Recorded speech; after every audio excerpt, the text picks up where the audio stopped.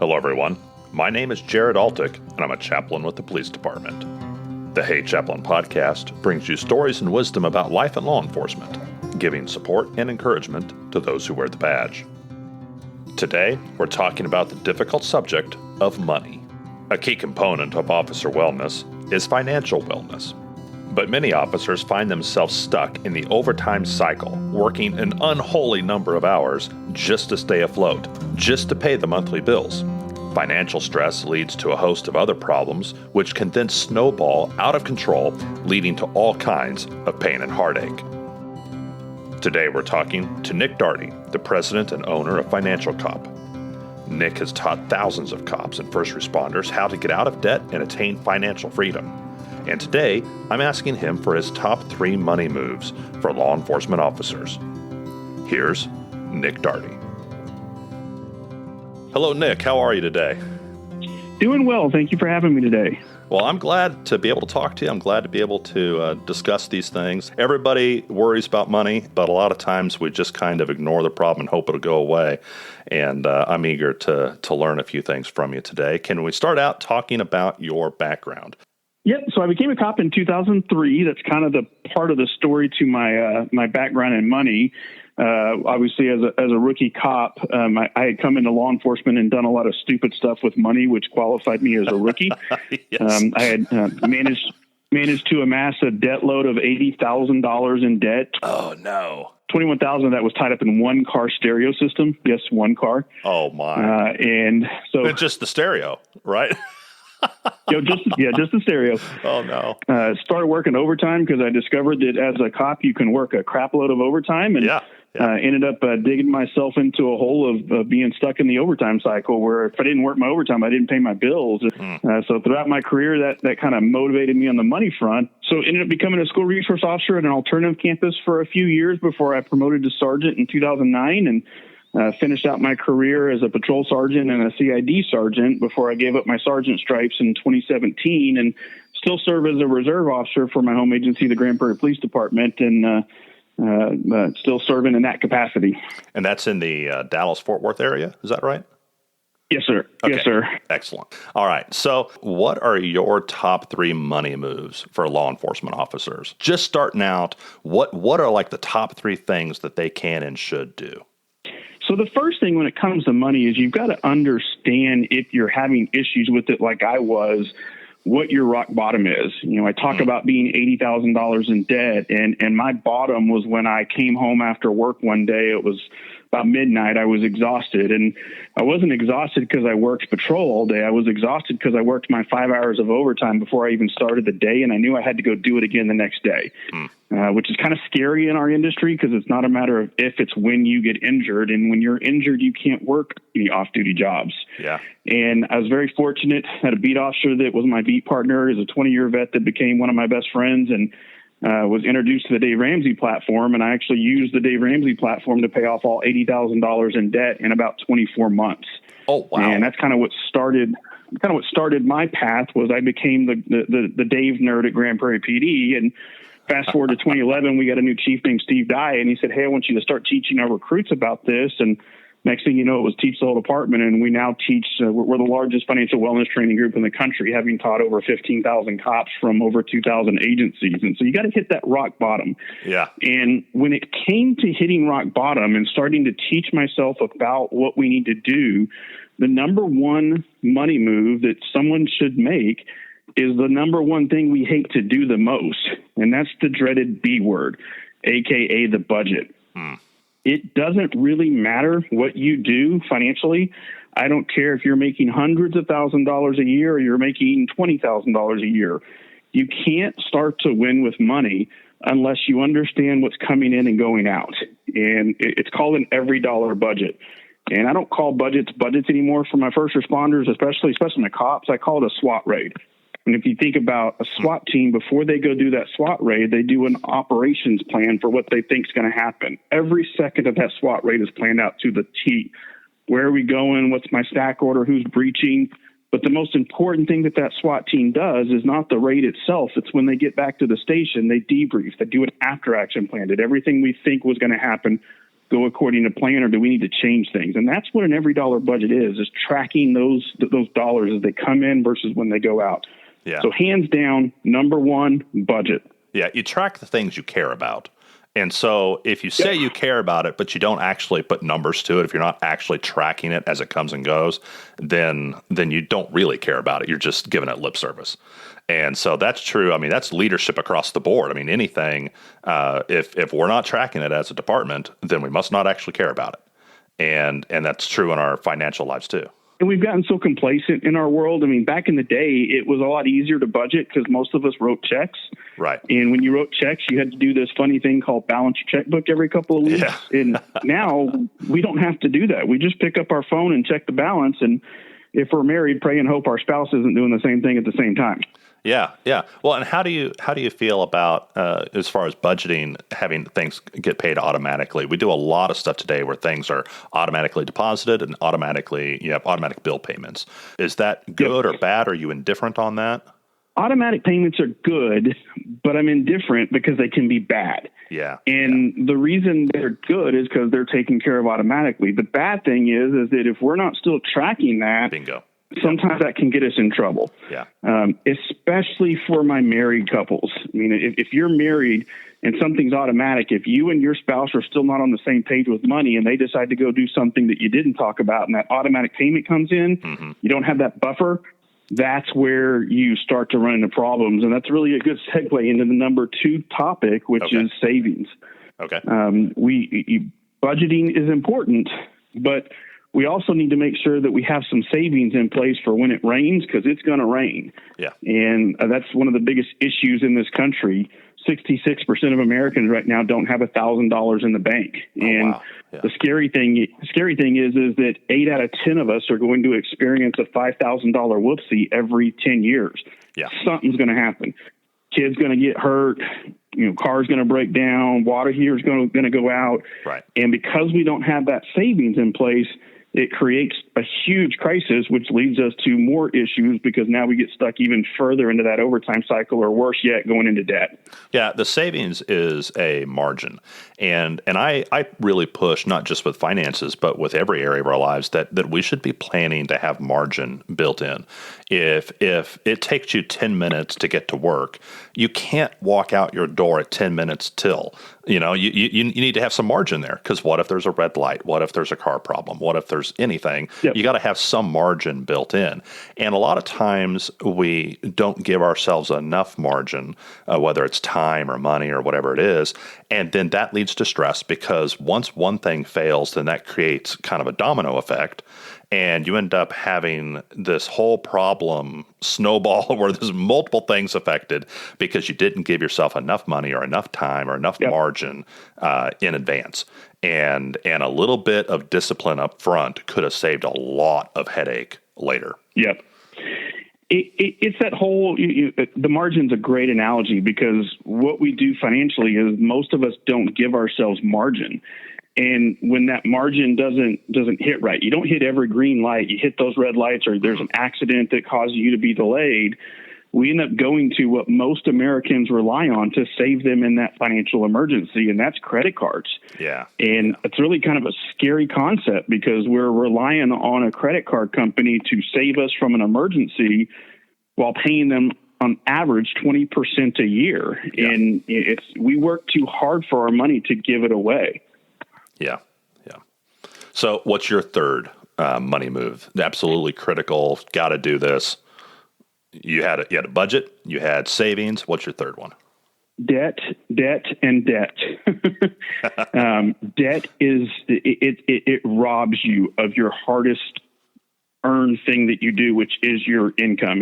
Your income is you work hard to make money, but it's also your biggest wealth building tool. And a guy named Chris Haugen had a quote that just really sunk in with me one day. He said, when you start to realize that paying interest is a penalty and earning it's a reward, that's a game changer. Yeah. And we get so tied into the debt cycle of things that we forget to realize that there's a reason why when you walk into a bank, they have nicer furniture than we do.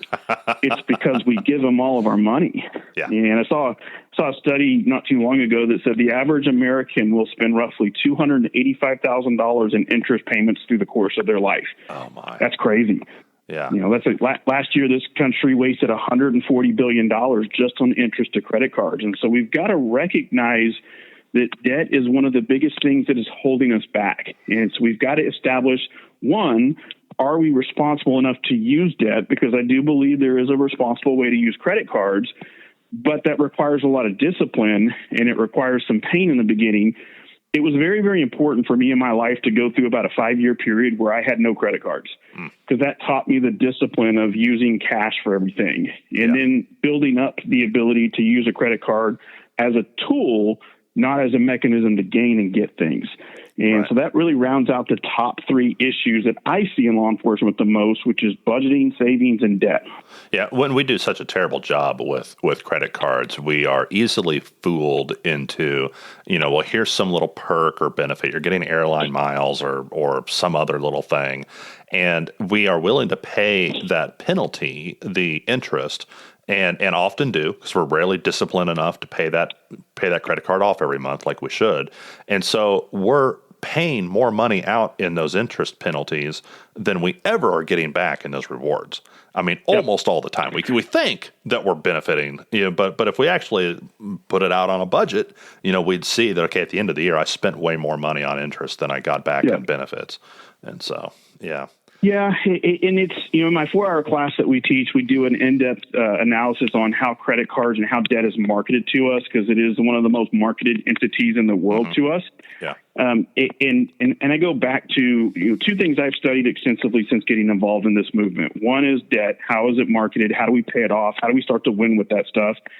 And the other thing I've spent a lot of time studying is millionaires, and the perception out there of millionaires is really not the perception that is true. There was a survey that came out for the Forbes 400 a couple years ago, and just for informational purposes, the Forbes 400. This is the 400 richest people in the country, right? And you had to have a net worth of $3.8 billion to be on this list. Oh, wow. And they were asked, what's the number one path to becoming wealthy in America?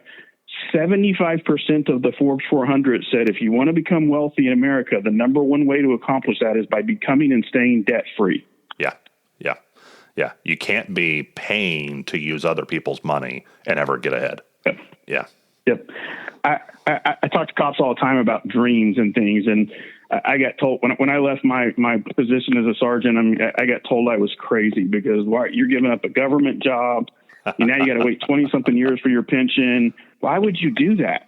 And I had a dream to help my brothers and sisters with this, but above all else, I was able to realize that dream because we had no debt. Yeah. I mean, in a couple of weeks, we'll celebrate 15 years of marriage between me and Carrie. And it's been 15 years since we've had a car payment, a credit card balance, and not having that debt is what afforded us the ability to take that chance. In our industry right now, I mean, we're losing cops like crazy. It's really a kind of a scary time for us in this industry.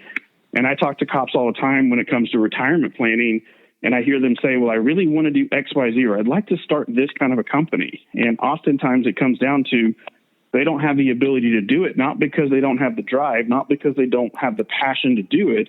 They just can't afford to not make an X amount of money because of their debt payments.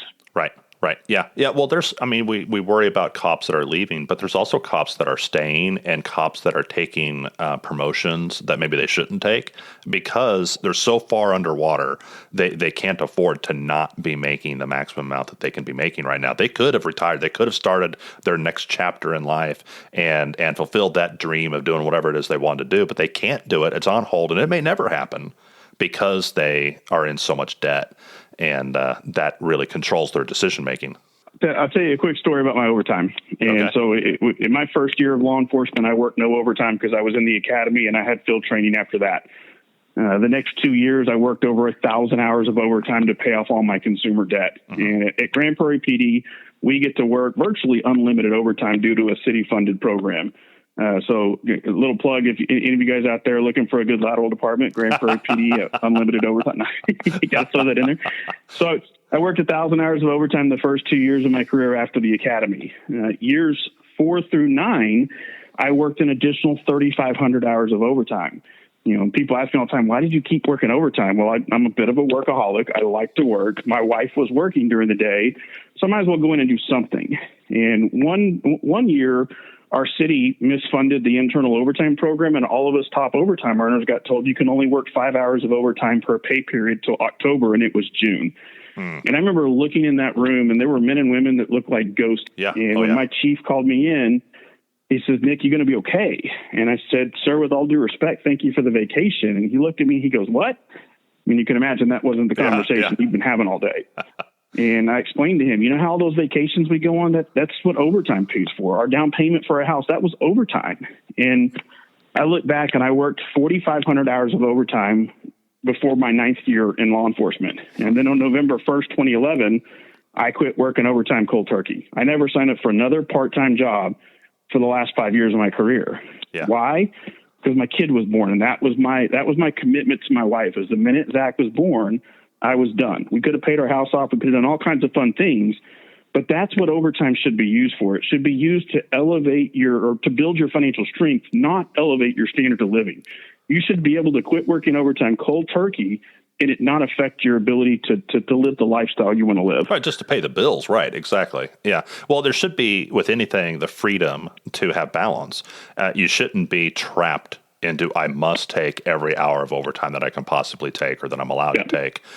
You should be free to be like, hey, I'm going to work some overtime because we're going to do a special vacation next year or whatever. Or I'm going to not do it because right now I need to spend extra time with my kids or with my wife or whatever the situation may be. Yeah. Yeah. So what I think I worry about is young police officers. I focus as a chaplain. I'm primarily in patrol. And so those are the officers I see. There's always a new bunch coming in out of the academy, and a lot of them are very young. And so they're early to mid-20s, and this might be their very first regular job. I mean, maybe they've worked a little here and there, but this is like their first real paycheck, and it's by sometimes an order of magnitude, the biggest paycheck they've ever had. And I just am imagining their mailbox full of all these credit card applications. And because they're making so much money, they're eligible to take out more debt. And I worry that that's there. I wish I could, probably violate all kinds of federal law, but I wish I could get into their mailbox and throw out all the credit card applications so they'd never even have to see them, Welcome to the number one problem I see in law enforcement with our recruits. And so in Texas right now, we're going through a second cycle where all 1,200 chiefs are required to go through our training. And we've kind of adjusted a little bit to focus on some of the aspects of building financial wellness in a department. But one of the things I talk about, my personal story, before I became a cop, I was in sales. I was making in 1999 $48,000 a year plus commission. And so I was making a crap load of money. And what happens when you hand a kid $48,000 a year that didn't have a whole lot of money before that? Yeah. We do stupid stuff with money. And that's why I bought a $21,000 car stereo system, because I was making more money than you can imagine. And we do the same thing in law enforcement. We take these 22, 23-year-old kids, we hire them, we pay them more money than they've ever made in their entire life, and we wonder why the first thing they do is go buy the souped-up truck and have a $600 car payment for the next 5 years. Yeah. And then on top of that, if they're married, we don't do a good job of preparing their spouses for that income growth. Then we give them access to unlimited overtime, and it's a recipe for disaster. I think our recruits actually lead a lot towards our divorce rate in law enforcement because we don't prepare the spouses, right? But then we make them lottery winners, and we know what happens to most lottery winners. They're broke. Yeah. I really want officers to get this kind of training, to get this information, to start down a different path than what they've been on. How do people find you online? So we have our website. We got FinancialCop.com, where it's got all kinds of information, not only about the initiatives that we teach. There's a lot of kind of sub-lessons in there. We do go all across the country teaching our 4-hour class in person, but we also have our virtual Financial Cop Academy as well, where anybody that goes through that gets access to the training for a full 12 months so they can repeat it as much as they want to. And when you go to financialcop.com, if you click on the financial wellness tab, it'll tell you more about the online class as well as about in-person classes. Is this something you can do on your own, or does your department have to get on board? No, I have some departments that are bringing us out to teach the whole department. Some of them are doing the virtual academy for the whole department, but there's an access within the website where if you just want to go through the training on your own, you have that ability to do so as well. Fantastic. And this would be true if the person listening today is like the spouse of a law enforcement officer. Do you have to be a cop yourself to take advantage of FinancialCop? Oh, no, not at all. I mean, the training is geared towards first responders. Okay. So cops, firefighters, all of them in that sense. But the principles are they're core principles to everything. What we did is we took a lot of the financial gurus out there, and I always joke around because I'm a cop and say we copified this stuff. That's why we teach the budget like a SWAT raid. Right. And so the information correlates no matter what profession you're in, but obviously it's geared towards first responders. Fantastic. Thank you, Nick. This is really good stuff. I really hope people take this to heart, track you down online, and take your course. I really think this is important stuff. It will save marriages. It'll save careers. It'll make people happier. I just really, really want people to take advantage of this. Always an honor to talk about this stuff. It really has become our life passion to help our brothers and sisters with this topic. Fantastic. Thank you so much. If you haven't done it already, you need to take a financial class. And FinancialCop is the real deal. Nick teaches information we need to avoid debt, avoid divorce, and avoid disaster. Because a financially vulnerable police force is a police force that's open to corruption. So training cops and their families how to safely manage their money is critical to the mission of law enforcement. I'm so pleased with the response that I've gotten to the Hey Chaplain podcast, but I know that there's something else that you could still do that would really help me out. If you would, please give a 5-star review on platforms like Apple Podcasts. Your 5-star review will get the algorithm to put the podcast in front of more listeners. Apple, Spotify, Good Pods, and Podchaser are all platforms that allow you to leave a review and a rating. So please, go leave a few kind words and a 5-star review and help out Hey Chaplain today. And of course, if you like what you heard here, please share this episode with a cop or someone who loves a cop. On the next episode of Hey Chaplain. That was over a year and a half, so that I wasn't just totally exhausted every time I turned around. And the thing about it is that when I actually started recovering from it, even my wife went, I knew something was wrong. I didn't know how to help you. She's in the medical profession herself. And she was just like, now that I see it, now I actually understand a little bit more when people are talking about what that compassion fatigue is, because it was such a subtleness. And we get wrapped up into it that we just think, I'll take this and I'll get better here in a little bit. Yeah. Well, the problem is you don't.